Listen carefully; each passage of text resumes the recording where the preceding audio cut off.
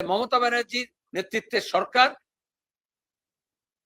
যেভাবে রাজ্য সরকার প্রশাসন পরিচালনা করছেন, ওই ভিডিও কনফারেন্স করে আর তোমাদের সবাইকে নেমন্তন্ন করে এয়ার কন্ডিশন হচ্ছে তোমার গিয়ে প্যাভিলিয়ন বানিয়ে লাইভ টেলিকাস্ট করে একে চমকে ওকে ধমকে ওকে SMS দিয়ে আর হচ্ছে তোমার গিয়ে প্রশাসনিক বৈঠক হচ্ছে, তাতে প্রশাসন চলে না। এটা বোঝা যাচ্ছে সুপ্রিম কোর্ট বলছে ট্রাস্ট ডেফিসিট, তাই তো বলেছে আজকে ট্রাস্ট ডেফিসিট। আমরা কথা অনেক আগে থেকে বলছি, মানুষের ভরসা উঠে যাচ্ছে।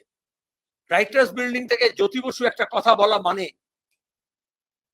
মুখ্যমন্ত্রী হিসেবে গোটা দেশ, দেশের administration, political party, political system এবং রাজ্যবাসী একটা ভরসা পেত, এরা বলা যাচ্ছে এটা করা হবে।